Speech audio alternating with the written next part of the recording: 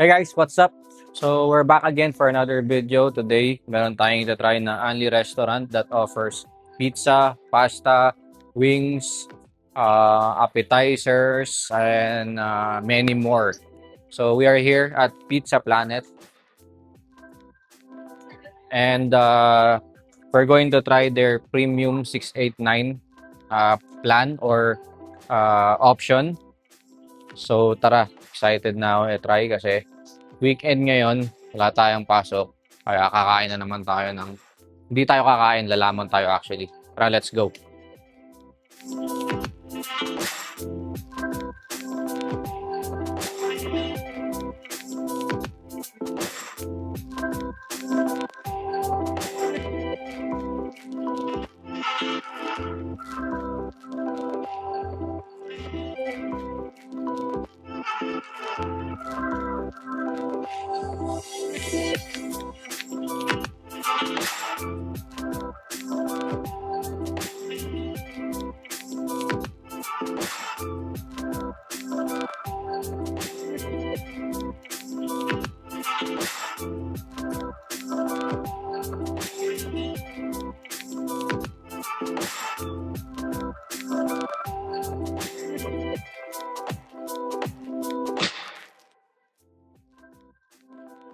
So, ayun guys.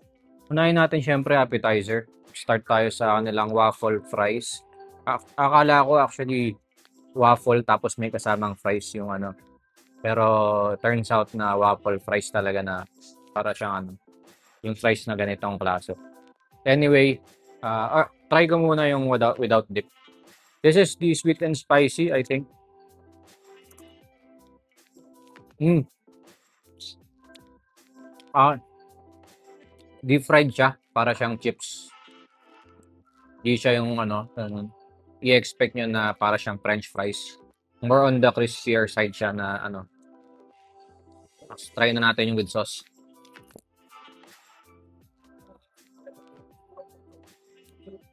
Medyo maasim yung sauce for me. I'm not sure kung anong klaseng sauce yan. Or dip. Alright, let's try the nachos para makarami tayo. But this is beef with nachos.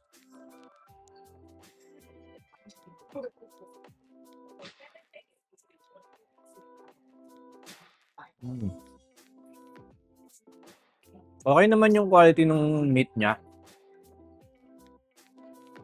Pero medyo matabang yung sauce eh.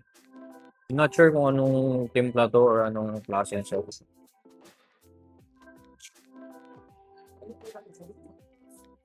Yeah. Medyo dahil siya for me. Let's try the pizza. Hindi ko alam kung alin dito, kung anong pizza to. Kasi for flavor siya in one whole pizza. Try natin tong isa.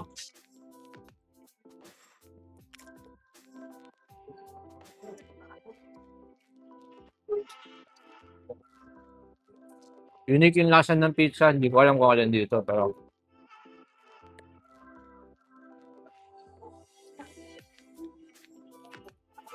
ayun. Hindi ko maintindihan yung lasa niya. Basta pizza siya. I think this is the toyo. Anyway, try natin yung iba.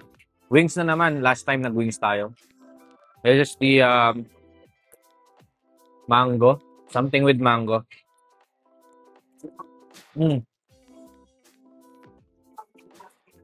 First of all, hindi fresh yung batch na nakuha natin. Malamig na siya. At hindi siya ganun ka-crispy. Sauce is okay. Wings is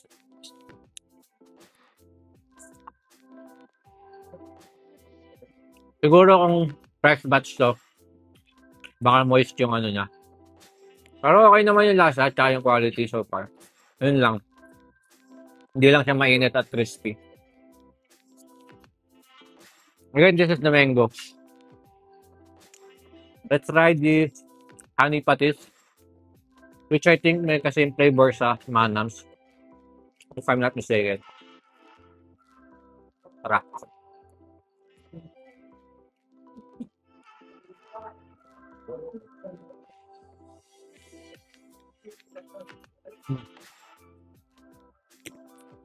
Balance naman yung lasa ng honey tsaka patis, pero parang local patis yung gamit. Lasang-lasa mo yung ano niya, yung pagiging patis niya na alam mo yun, mga local brand lang. So, ayun. Now, let's try naman yung aking pasta. This is, ano nga ba to? Ito pala ang list ng menu, ng orders natin. This is the spaghetti alye mongol. Yung mahirap i-pronounce. But anyway, try muna natin siya without any lemon.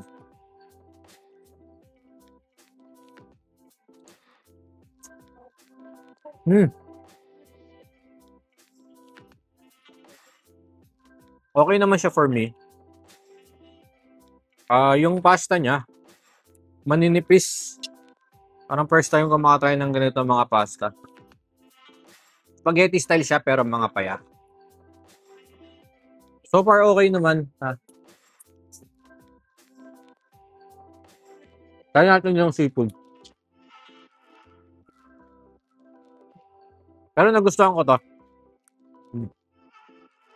And finally, the beef spaghetti.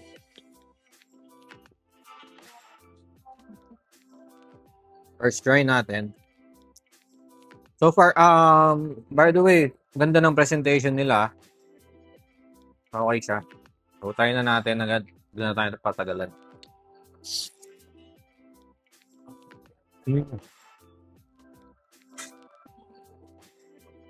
Typical Italian spaghetti yung taste niya. Medyo naulangan pa ako ng konti sa flavor.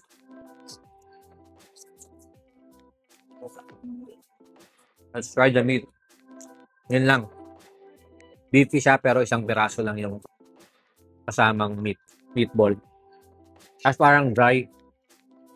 Parang dry siya. At as expected, dry na nga siya. I think di rin siya fresh batch ulit.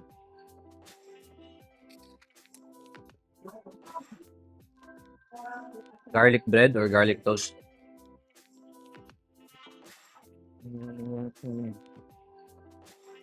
Parang pinahid lang siya ng isang beses na ano, hindi siya sinama sa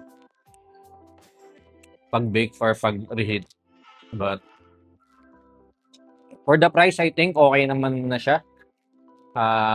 Decent naman yung food. I'm just gonna give you the review of the rest of the pizza later. Kain muna tayo para kasi gutom na rin kami. Late na. Medyo, ano na to, lunch plus merienda na kasi 4 p.m. na. And, tinapay lang yung kinain ko for breakfast. Tara, balikan ko kayo mamaya. So, ayun guys. I'm trying the last flavor dito sa set na kinuha namin. This is basil. Okay naman yung lasa nito. Actually, okay yung lasa ng mga food kaso. Downside lang, tignan nyo. Yung kanilang dough or yung yung pizza medyo nasunog. I'm not sure if sa oven yun. Pero tignan nyo, even sa ilalim sunog siya. Kaya medyo mapait siya pagka natikman nyo or nadaanan ng taste buds nyo.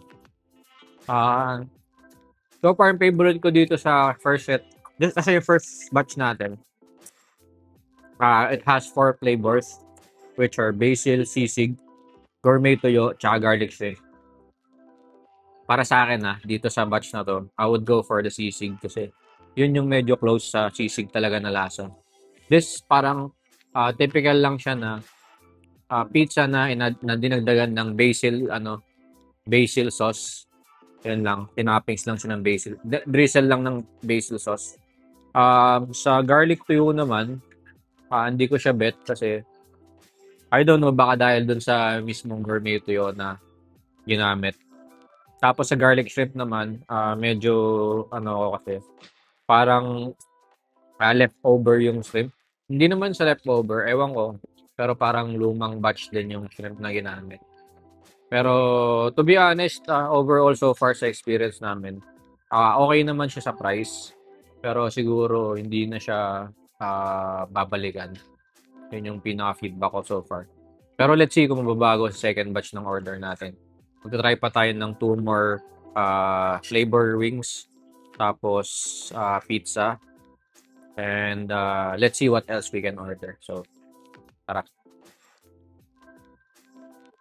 So, one more thing pala guys. Regarding sa customer experience, the way how you order is every time na gusto mo mag-add ng something, you have to scan the QR code and do it through your phone. So, para sa akin lang medyo hassle siya.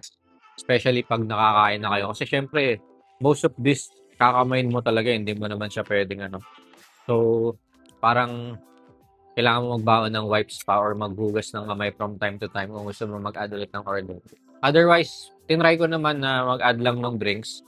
Pero nung tinanong ko kasi sila, sabi nila, dapat through the website talaga or through your phone. Pero in-insist ko na lang, since yung in-add ko lang naman kanina is drinks kasi nga, madumi na yung kamay ko. So, yun lang. Something to add as part of our customer experience here. So, magdala na lang siguro kayo ng wipes. Gusto nyo lang, hindi na kayo tatayo. So, nag-iisip na kami ng orderin namin ulit. Pahinga muna.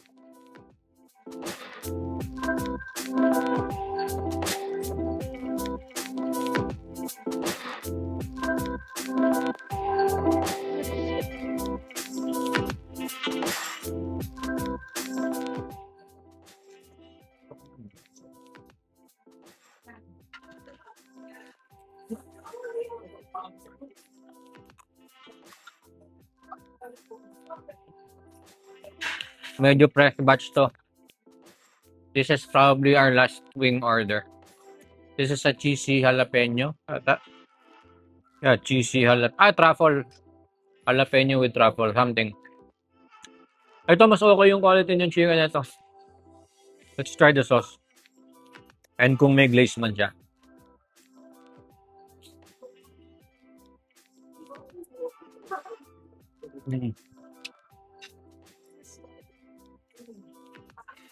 Ito. Wow. Mas okay yung quality nito. Ito, medyo moist na siya. Juicy yung loob. Crispy yung outside. Okay yung quality naman pala ng chicken nila. Basta bagong batch lang. Ewan ko Pero siguro, pwede nyong i-insist na fresh batch yung ibigay sa inyo para bagong luto talaga. And that way, mas may enjoy nyo yung, of course, yung chicken wings. Pero this one's good. Okay. Do yung sauce niya, hint lang ng truffle. Tapos, wala siyang kick ng jalapeno. Baka kailangan mong papakin yung jalapeno. Ayun lang, so far for this flavor. So yun guys, quick verdict lang sa ating naging dining experience dito sa Pizza Planet sa Level 5 Green Hills Mall. Ito yung bagong Green Hills Mall by the way. Ang total na binayaran is 1,439.52. Yung dalawang Andy Premium or dalawang Andy for 2 packs is 1,378. Plus may service charge siya na 5 pesos. I mean 5%. And then so far binase namin or kinumpare namin yung prices sa bawat order nila pag a la carte. Na-cover naman yung binayaran namin. So for us sulit pa din naman. Pero syempre, wag na kayong mag-expect ng sobrang taas na quality ng ano. Pero based on experience, minsan talaga or most of the time pagka buffet naman or mga unli ganito, minsan there are times na nako-compromise talaga yung quality ng food.